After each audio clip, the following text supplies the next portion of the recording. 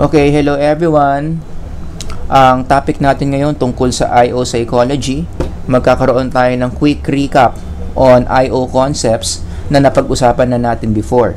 Re-reviewin natin yung job description, recruitment, employee training, employee motivation, and employee satisfaction. And I am going to do this by using a certain reference point. Meron akong reference event mamaya. Yung event na yon, i-connect natin dito sa mga concepts para ma-review kayo. But before that, iset ko lang yung audience context. Basically, itong lecture video na to, ginawa ko to para sa mga students ko sa Lasal na nag-aaral ng I/O psychology. So, inopen ko na lang din itong lecture na to for those of you who are not my students kasi gusto ko rin mag-benefit, no? Yung mga estudyante out there na gusto rin namang mag-review ng mga concepts na yan, especially for those of you na nag-aaral sa board exam. Diba? So, para lahat kasama. Diba? So, meron tayong mga students ko, meron din ako mga non-students ko. Okay lang naman. Okay? Now, the thing is, meron ako mga sasabihin ngayon na it will not make sense if you are not my student. Kasi yung mga sasabihin ko na yon, specifically yon for my class sa I/O psychology. So, in those cases, ignore nyo na lang. Huwag nyo nang problemahin kung ano yon. Okay? Just absorb what you can absorb in this lecture video. So, simulan na natin. Like ito. Marami sa inyo hindi makaka-relate, no? But my students can relate. Wala tayong klase sa July 12, 2024. That would be on a Friday. So, wag kayong papasok ng face-to-face sa mga classrooms natin. Meron tayong online asynchronous class instead. And I think, in-announce ko naman yan, di ba? So, nag-message ako sa inyo, wag kayong pumasok ng face-to-face kasi nga, asynchronous class yung meeting natin for Friday. Mamaya, malalaman nyo kung bakit. Okay? So, simulan natin yung lecture natin for today by setting the context. Okay? Ito na yung papakilala ko na yung reference point ko para ma-discuss natin itong mga concepts na to. Now, as I've mentioned, I think in my past lectures, no, na recently, meron akong change in my employment status sa Lasal. Dati-rati, for the past 16 years, I was working as a part-time teacher. Ngayon, naging full-time na ako. Ang job title ko, now that I'm a full-time teacher of Lasal, is I am a senior lecturer and I am probationary. Kasi dalawa pa yan eh. May probationary, 3 years yan. Kapag successful naman yung probationary stint mo, pwede ka na maging permanent. So, ibig sabihin, talagang regular ka na full-time sa Lasal. Maliwanag. So, ngayon, ang status ko is full-time. Job title is senior lecturer, probationary. Now, lahat ng faculty na ginagawang full-time status in Lasal, nag-undergo ng tinatawag na ALDP, also known as the Academic Leaders Development Program. So, this is a program na lahat ng ginagawang full-time required kunin. So, it's a program. Diba? So, kapag hinire ka ng Lasal as a full-time faculty, kailangan mong mag-undergo ng ALDP program. Now, to be more specific, ito ang goal ng ALDP program. Short description, you can just read on your own silently, or if you want, you can pause the video. Yan. Pero kung gusto ko i-highlight dito, teka lang, igalaw natin. Ang gusto kong i-highlight dito, words that are underlined. So, ang program na to pala, ang ginagawa nito is to introduce the newly hired full-time members of the university to what? The Lasallian tradition, and understand the implications of the university vision, mission, and core values. Yan pala ang purpose ng ALDP. Para yung mga bagong full-time member ng university maging maalam, ma-master yung, again, ulitin ko, vision, mission, and core values of the university. Sana naman, especially for my students, na alala nyo kung ano ang vision, mission ng ating beloved university. Ang ganda. Nasa website yan. I copy-pasted this. A leading learner-centered and research university, bridging faith and scholarship. I like that. Bridging faith and scholarship, attuned to a sustainable earth and in the service of church and society, especially who? The poor and marginalized. Yan ang ultimate vision ng university natin. So again, kaya kami nag-undergo ng ALDP program. Bakit? Para ma-install sa amin, ma-instill, para maipaalala, para ma-reinforce yung vision mission ng universidad. So going back, especially for my students, no, ano sabi ko kanina, wala tayong pasok sa Friday, online asynchronous class instead. Bakit? Ito yung dahilan. Okay? Bakit hindi makakapasok si Sir Howard ng Friday? Kasi nakatanggap ako ng email galing sa head ng ALDP. Ito yon. So, binura ko na lang yung pangalan for confidentiality issues. Pero to make the long story short, i-zoom in natin. Sabi dito sa email, magkakaroon kasi ng out-of-town activity ang ALDP this coming Friday. Yan. So, basahin nyo na lang on your own. Silently. Yan. I-pause nyo na lang if you need to. No? So, yan ang aming title, A Pilgrimage in Our Lasallian Journey. O, tapos, dahil yung mga students ko, close kami ng mga yan, di ba, no? Yung mga students ko, close tayo. So, wala akong sikretong tinatago sa inyo. Papakita ko yung mga gagawin namin. Yan. Nasa email din yan. Kinapi-paste ko na lang para mas kita. So, day 1, July 12, aalis ng campus. Kaya nga, wala tayong wala tayong face-to-face class. So, ang alis pala is 7:30 a.m. Yan, ang aga. So, dapat gumising na ako ng 5:30 at hindi pa ako nag-e-empake. Isa yan sa mga pinakaayaw kong gawin, nag-i-empake, tinatamad ako, no? But anyway, so, sa Southgate, magkikita-kita, syempre magdarasal na sana maging safe yung biyahe. And then, 8 o'clock, papunta na sa Holy Rosary Parish. Sa ano pala kami, no? Pampanga. Angeles City. Yan. Tapos darating kami doon sa Holy Rosary Parish and then, ayan, basahin nyo na lang on your own, no? I-picture nyo na lang kung ano mangyayari. And then 1 p.m., pupunta naman sa isang monastery, magkakaroon ng site reflection. O, ito yung inaabangan ko. Kasi sa tingin ko, ito yung pinaka-meat ng program. So, magre-reflect kami doon as teachers. Where are you in your Lasallian journey? Who do I journey with? Where is God in my journey? So on and so forth. And I think this will be facilitated by one of the officials in the Carmelite Monastery. Okay? And then after that, etong gusto ko. Iinggitin ko kayo. Yan. Pupunta raw kami sa isang farm resort na makikita sa Magalang, Pampanga. Ano pangalan? Nauvoo. Tama ba yung pronunciation ko? Nauvoo. So, mag-check-in, kukuha syempre ng susi, and then the rest, pahinga na yan. Snacks and recreation, dinner, fellowship. Pero ako siguro, dahil mahal na mahal ko yung trabaho ko, siguro magtatrabaho ako ng konti. Huwag nyo na akong tawaging killjoy, no? Kasi masaya naman ako sa ginagawa ko. Siguro mag-check ako ng papel konti, no? Especially sa mga students ko.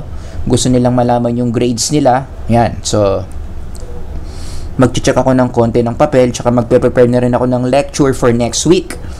Diba? Kasi next week, Friday, meron na naman tayong face-to-face for my students. So, pine-prepare ko na yung lesson natin for that session. Ganun kasi ako mag-prepare. If you're wondering, 1 week in advance. Para laging maganda, laging okay yung lecture ko face-to-face. Diba? For my students listening right now, diba? Alam nyo naman yun, every time I lecture face-to-face, tuwang-tuwa kayo, I'm sure. Right?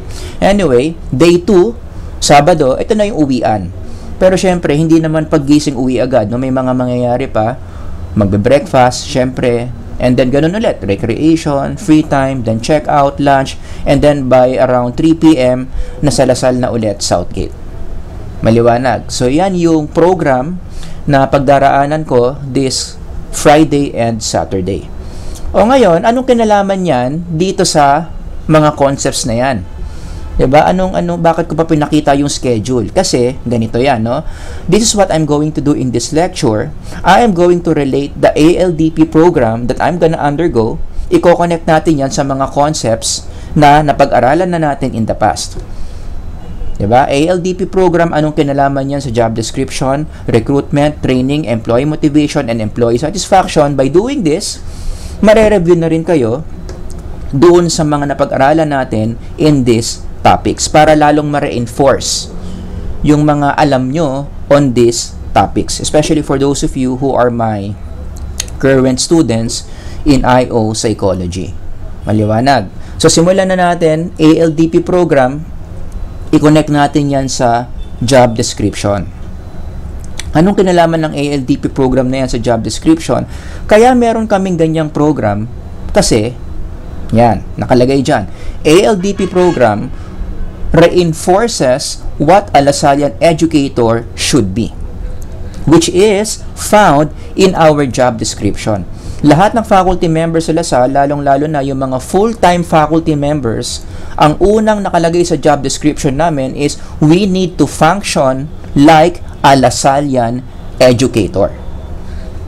Isa yan sa mga job descriptions namin. Kung paano kami gumalaw, kung paano kami magsalita, kung paano kami mag-interact with the students, dapat very LaSallian. It's part of our job description. And this ALDP program, yan yung goal niya. Diba? Bago kami gawing permanent na full-time members ng university, kailangan alam na alam namin what it means to be a LaSallian educator. Dapat master namin tong question na to. Ano ang function ko? Ano ang dapat kong ginagawa sa LaSalle every day? When I encounter students, when I lecture on students, ano ang dapat kong function? Ano ang isa sa mga nakalagay sa job description ko? Yan yung sagot. By the way, gusto nyo malaman specifically anong nakalagay sa job description ng isang full-time LaSallian teacher? And many of you have already heard this, hindi nyo lang alam na nasa job description pala yan. A LaSallian educator every day must be doing this. All together read, touching minds, touching hearts, transforming lives. Let me repeat. Teaching minds, touching hearts, transforming lives. Yan ang unang nasa job description namin. What does it mean to be a LaSallian educator? Ano dapat ang ginagawa ng LaSallian educator every day na nasa eskwelahan siya? Yan yon. Yung lagi yung naririnig. These are items written in our job description.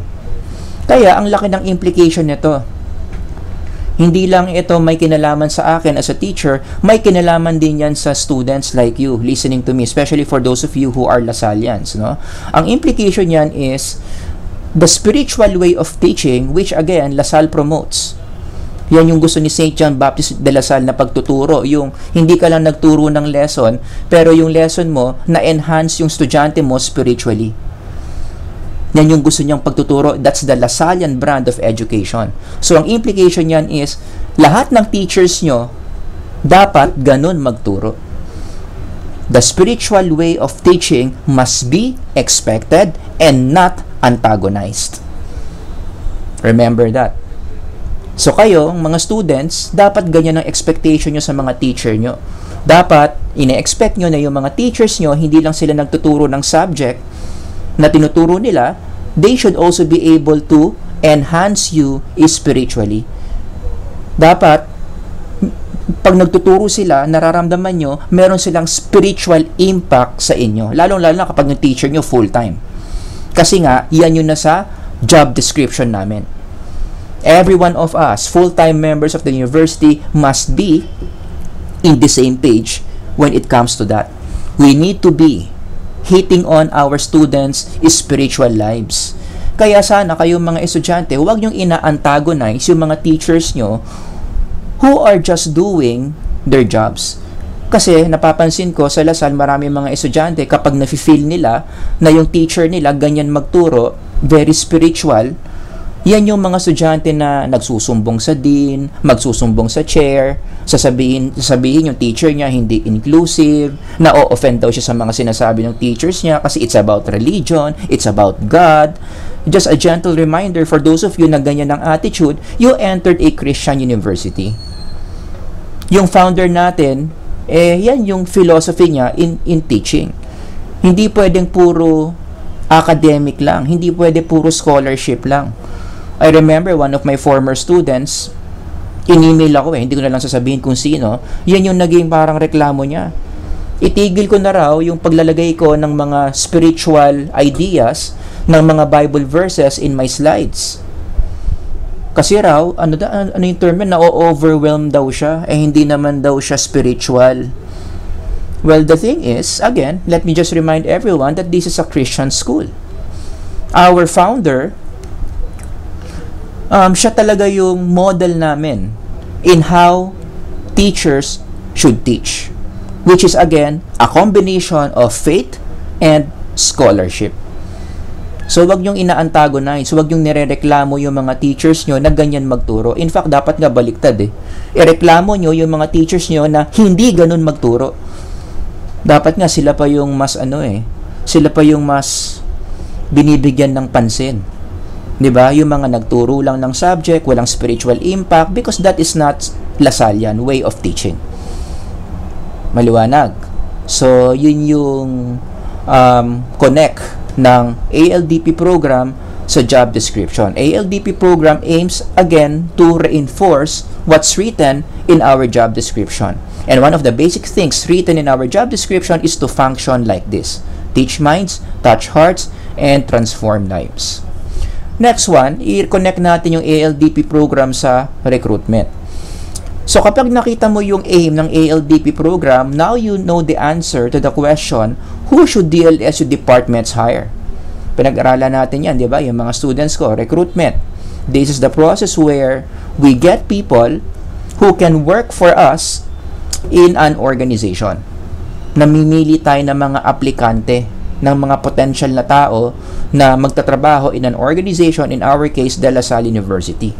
So, given the aim of the ALDP program, ngayon alam na natin, sino ba ang dapat hinahire? Ano ang characteristics ng mga teachers na gagawin dapat full-time in the university, given the mission vision of our university? O, ngayon, dito napapasok yung core values. Punta kayo sa LaSalle website, merong 3 core values yung university natin, very popular: faith, service, and communion. Okay? Basahin nyo yung isa-isa. Just pause the video if you need to. But I underline the important words. So, yung mga naka-underline, ito dapat yung more or less makikita mo sa isang potential full-time member of De La Salle University. Dapat more or less meron siyang ganyang characteristic. Kasi ang university natin, yan ang hinahanap: faith, service, and communion. Under faith, dapat yung mga teachers na full-time, morally upright scholars. Harmonizes faith and life with contemporary knowledge. Again, bridging faith and scholarship. Mission vision ng universidad yan. So, dapat yung teacher mo may faith, naniniwala sa Diyos. At yung ideas niya about God, about Christianity, kino-connect niya sa contemporary knowledge, binibridge niya. Hindi yung pinapapili niya kayo, saan kayo maniniwala? Faith o science? Hindi ganon. Binibridge dapat yung dalawa. Under service, dapat daw yung mga teachers na i-hire must be what? Considered a resource for the church. So, dapat yung mga teachers na hinahire, meron silang heart or currently working for the church. Nagbibigay ng serbisyo sa simbahan in whatever capacities they can. And number 3, communion. Yan. Dapat yung mga future full-time members of the university, meron silang perspective of Christian ideals and values. Nagigets ninyo? So, yan yung dapat hinahire ng mga department sa mga aplikante, sa mga teachers na gustong magturo sa LaSalle, lalong-lalo na yung mga gagawing full-timers. Meron silang faith, meron silang heart for service for the church, at meron silang sense of communion. They see the world in the Christian perspective. Oh, kaya nga, magandang gawing reflection to. Oh, lalo na yung mga students ko right now. Are your teachers like this? Meron ba yung mga teachers nyo, lalong-lalo na yung mga full-time, can you sense, can you spot these values in them whenever they talk to you, whenever they teach in the classroom? Do they talk about faith? Do they talk about service? Do they talk about communion? They should. They ought to. So, yan yung connection ng ALDP program. So, yung mga estudyante ko ngayon, mag-isip-isip kayo, isa-isahin nyo yung mga teachers nyo ngayon. Lalong-lalo na yung mga full-timers, sila ba nagpapakita ng tatlong yan? Because these are the very qualities na talagang masasabi natin na kapag ang isang aplikante may ganyan, gusto mag full-time sa Lasal, they are the people. They are the right people for the right job. Maliwanag. Next, let's connect ALDP program and training. Pinag-usapan natin to, no? Yung mga estudyante ko na ang training is a process where we upskill, where we improve the skills of our employees para mag-benefit yung organization. So I can say that ALDP, given its objective, is a form of training. Hindi lang to basta-basta team building, hindi lang to basta-basta seminar. Kaya ginawa ang ALDP para gumaling yung mga full-time na teachers in terms of how to be a Lasallian educator. And ALDP does this in two ways. Paano nag-upskill ng mga teachers ang ALDP? Una, nire-reinforce sa amin yung mga Lasallian values. Especially for us na meron ng Lasallian values before we become promoted to be full-time. Kasi ako, graduate naman ako ng Lasal eh. So, matagal ko nang alam yung Lasallian values. 'Di ba? So, ang gagawin na lang sa akin, i-reinforce na lang. Kumbaga, ipapaalala na lang sa akin yung mga Lasallian values. Pero ang isa pang way of upscaling the full-time faculty members is the installation of the Lasallian values. Ito naman para sa mga teachers na wala pang Lasallian values. 'Di ba? Like for example, yung mga teachers na hinar ng Lasal, pero galing sila sa ibang university. Wala pa silang understanding of the Lasallian values or Lasallian education. Dito ngayon sila i-installan. Kumbaga, parang computer. Dito sila i-installan ng program para maging Lasallian educator sila. But either way, whether it's letter A or letter B, parehong dalawang klase yan ng pag-upskill ng Lasallian educators.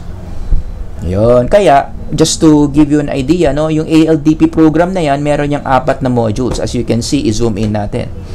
Lahat yan, ano ang goal? Lahat yan, it's reinforcing the Lasallian values to the teachers who already have these values, or ini-install niya yung Lasallian values for teachers na wala pang Lasallian values. Basahin niyo lang yung pangalan ng bawat modules dyan. Pero ang gaganda, no? Module A, yan. Module B, ito. Module C, ito. Module D. Basahin nyo na lang on your own. Okay? So, it's a form of training. Ngayon, i-share ko lang din tong framework na to, no?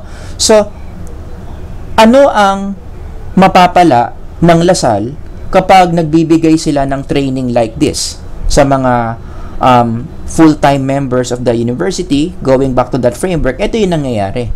Ito yung nagiging benefit. Kapag naging successful yung training program na to, itong ALDP, tapos kaming mga teachers talagang naging well-trained kami, alam namin what it means to be a Lasallian educator, ano mangyayari? Gagaling kami sa paggawa ng job description namin. Diba? Ayan, no? Gagaling kami sa pag-teach minds, touch hearts, and transform lives. Kasi whether or not magagawa namin to, depende yan dito. Kung naiintindihan ba talaga namin yung Lasallian philosophy of education. The more we understand it, the more we will be able to do this. And the more we are able to do this, anong sabi ko sa lecture natin on training, magkakaroon yan ng return of investment. Kaya ang Lasal hindi nanghihinayang eh.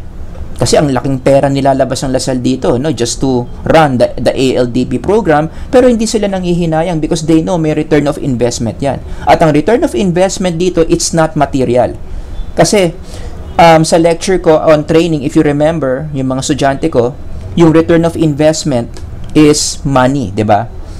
Salary, mas tumataas yung profit mo, kaya yung organization nakakapag-expand sa iba't ibang panig ng Pilipinas or even in different parts of the world. Pero for a university like us, because we are a non-profit organization, ang return of investment natin from these trainings, hindi siya material, hindi siya more money. Okay? Rather, the return of investment is very spiritual. Because Lasal is a very spiritual institution. Like what? Kapag naging maayos kami sa paggawa nito, we teach minds, touch hearts, and transform lives effectively, we contribute to a better society. Gumaganda yung estado ng Pilipinas. Di ba? Nagiging maganda yung leadership, bumababa yung level of corruption, kumukonti yung nasa poverty, most importantly, dumadami yung nabibigyan ng education, right? Yan yung return of investment na pwede nating ma-experience kapag gumaling kami in doing this. Kaya nag-i-invest ang Lasal for these kinds of training. And not only that, no, yung return of investment na in-expect ng Lasal does not only stop in the society, it also goes to or extends to eternity. Diba? Kasi kapag kami effective sa paggawa nito, we were able to teach minds, touch hearts, transform lives in an effective way, in a Lasalian way. Na-enhance namin yung spiritual life ng mga estudyante namin, meron niyang impact sa eternity ng mga students. Like for example, during the Judgment Day. Oh, di ba? We believe that there is a Judgment Day. By the way, totoo yan. Na isang araw, all of us will be judged by the ultimate judge who is Christ Himself, the God of our founder, Saint John Baptist de la Salle. For we must all appear before the judgment seat of Christ, that everyone may receive what is due to them for the things done while in the body, whether good or bad. And we are praying na yung mga estudyante na nakaranas ng Lasallian education, magiging maganda yung judgment sa kanila. Bibigyan sila ng rewards than punishment. Diba? Kaya na-realize ko, no, pag naiisip ko to, ang lakas talaga ng impact ng teacher. We don't only contribute to the betterment of a society, yung influence namin, it could go beyond this life. It could go beyond eternity. Kaya mabigat ang trabaho ng pagiging teacher. Sabi nga ng isang quote, no, sabi dito, I like this, a teacher affects eternity. He or she never tell where his or her influence stops. Kaya for those of you na nagpaplano na mag-teacher, you have a heart for teaching, you should take this job really seriously. Alright? Kasi ang implication ng trabaho mo, hindi mo lang maapektuhan yung mga tao in this life, but even after life. Okay? And one more idea on ALDP program and in connection to training, ni-lecture ko to dati, no, sa classroom, na ang isa pang benefit kapag tinetrain mo yung mga tao mo, other than gumagaling sila sa skills that they are supposed to do, nararamdaman din nila na importante sila. Diba? Nakaka-contribute din to sa employee motivation. When the employees sense that the organization cares for them by giving them free trainings like this, tapos ililibre ka pa, out of town ka pa, sa isang magandang resort, nafe-feel special yung mga empleyado. And to tell you honestly, I feel so special because Lasal is doing this for us. Ni piso. Wala kaming binayaran dito. Everything is for free. Pagkain, bus, snacks, whatever is for free. O, inggitin ko lang kayo, no, ano raw itsura ng pupuntahan namin. Kaya tumataas yung employee motivation ko. Yan, dyan daw kami pupunta. Dyan daw kami magsuswimming. Dito raw kami matutulog. O, diba, inggit kayo. Kayo nandyan, nanonood kayo ng boring lecture na to, ako nagsuswimming na. O, dito raw kami magmumuni-muni sa garden na yan. Magre-reflect daw kami kung gaano kami ka-effective as Lasallian educators. Diba ang ganda? Kaya ako na-excite na eh. Tinatamad lang talaga ako mag-empake pero excited ako. Diba? Tumataas yung employee motivation ko because my beloved institution, De La Salle University, is giving this for us for free. Kaya nakakahiya naman kung hindi ko gagalingan, di ba? Kaya for my students here, you know me, sa face-to-face talagang todo bigay ako sa pagtuturo. Di ba? Talagang super engaged ako in teaching because I want to give back to the institution that cares for me this much. Maliwanag. So speaking of employee motivation, kasi galing tayo ng training, no? So ang next yan is employee motivation. I-connect na natin yan. One of the popular theories we discussed in employee motivation was self-determination theory. Anong sabi ng theory na yan? Meron daw 3 psychological elements that will motivate the employees in an organization. Altogether, ano yon? Basahin nyo. Autonomy, competence, and relatedness. Ano yung autonomy? You have the freedom to do what you want to do. Competence, nafe-feel mo na magaling ka sa ginagawa mo, and relatedness, feeling mo okay yung relationship mo with people that you work with.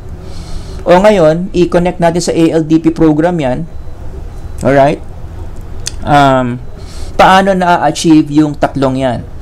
Yan, ganyan. For autonomy, diba? Nasaan yung autonomy dun sa ALDP program? Specifically sa out of town namin, magkakaroon kami ng freedom from work. O, diba? Na-enhance yung autonomy namin, dun pa lang eh.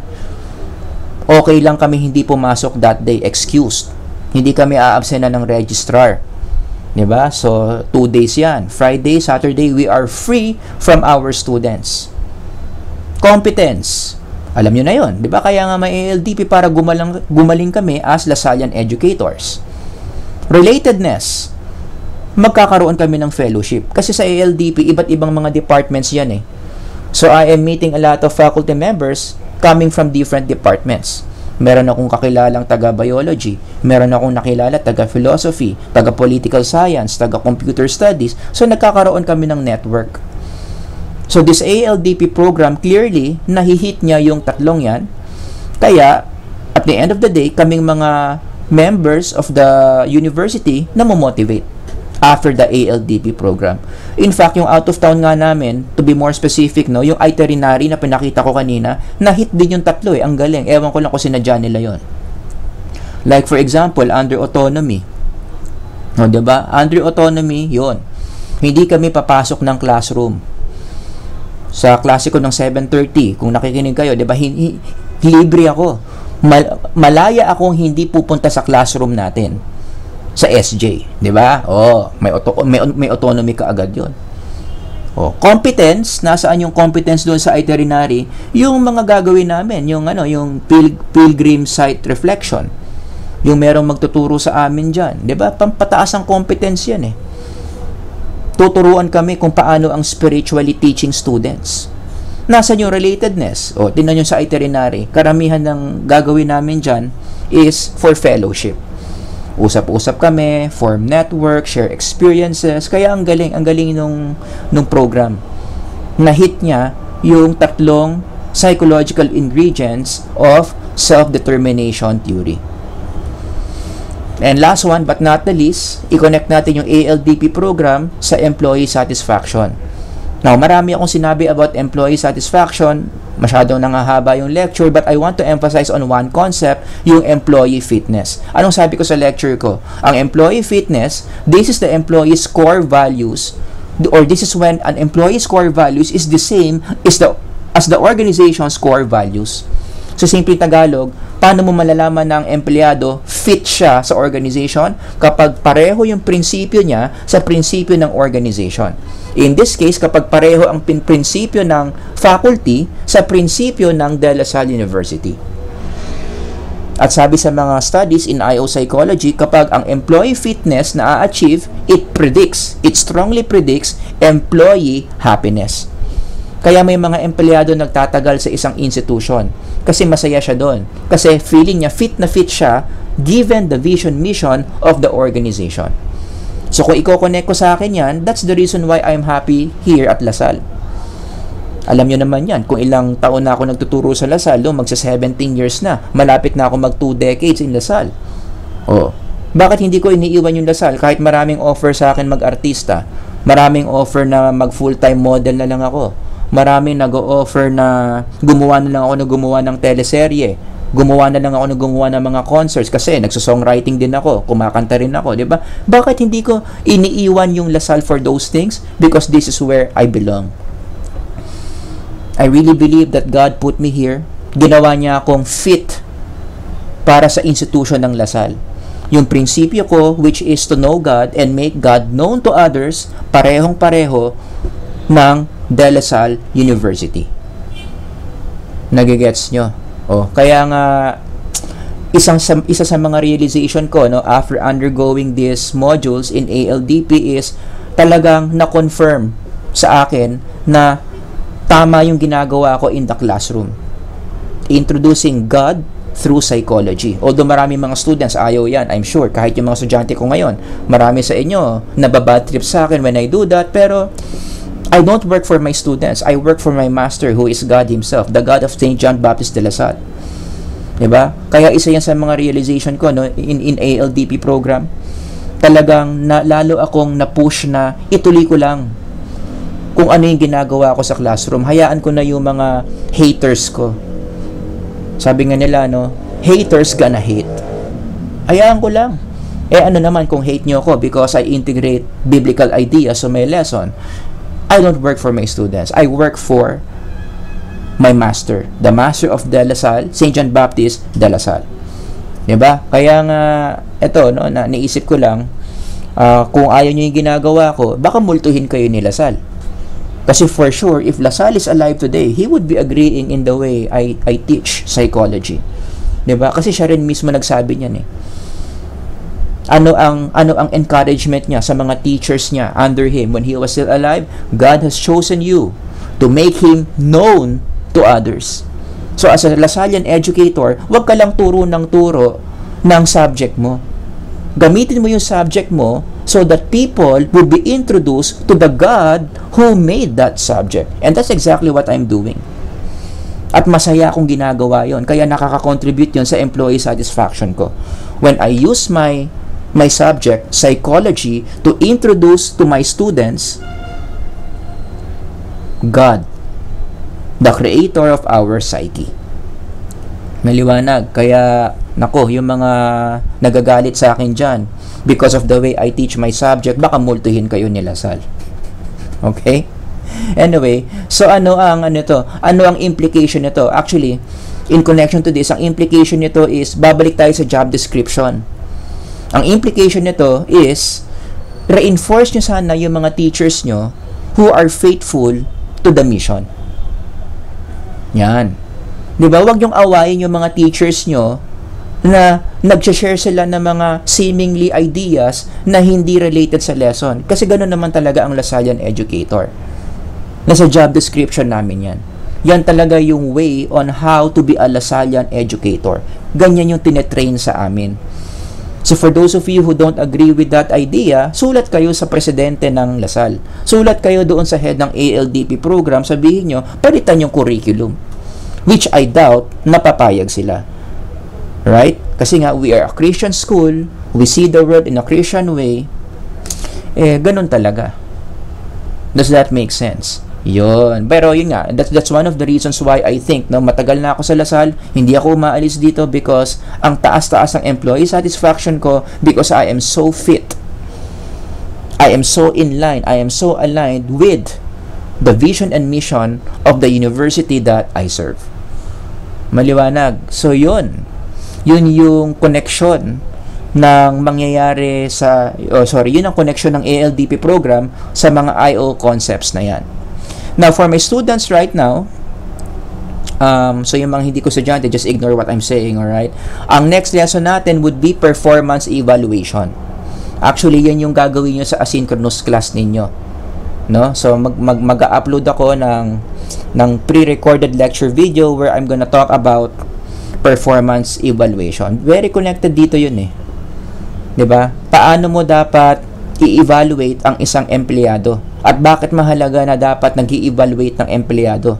Yun. Lahat yan i-discuss ko. Abangan nyo yung module na tatrabahuhin ninyo sa ating asynchronous session. Alright? And speaking of, again, I'm speaking right now to my students, no? Meron pa pala ako sabihin sa inyo before I end this lecture, alright? Nag-email sa akin ang ITEO. Ito yung office sa department na sa university natin that is handling evaluations, right? Nakatanggap ako ng email, sabi nila, ipaalala ko raw sa inyo na huwag niyong kalimutan i-evaluate yung subject natin because our subject was chosen as one of the subjects that's going to be evaluated this term. In fact, lahat ng tinuturo ko this term, i-evaluate. Pero kayo kasi yung pinakamarami, no?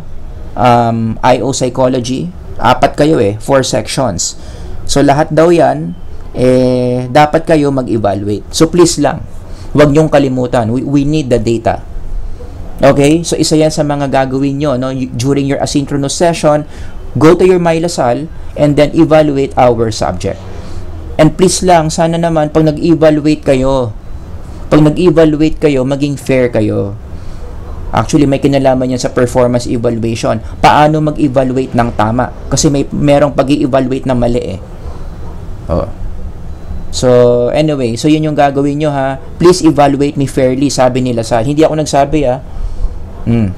Huwag nyo akong evaluate kasi galit kayo sa akin, bababaan nyo ako. I mean, let's be fair here. Evaluate me based on the efforts that I give, whether or not I am faithful to the Lasallian mission. Yun naman talaga dapat ang basihan ng evaluation. Hindi yung kung trip nyo ako or hindi. Ha? Yung mga hindi fair dyan, mag-evaluate na kung mumultuin kayo ni Lasal. Ayun o, sinabi na o, evaluate Sir Howard fairly. Alright? Sige, so yun lang, no? Sana marami kayong natutunan in this short lecture that we had. Enjoyin nyo yung araw na hindi nyo ako makikita. I'm sure marami dyan natuwa. Okay? Overjoyed. So I will see you next week where I'm going to deliver another face-to-face lecture on IO Psychology. Okay? Salamat din sa mga nanood na hindi ko mga students. God bless everyone. Bye-bye.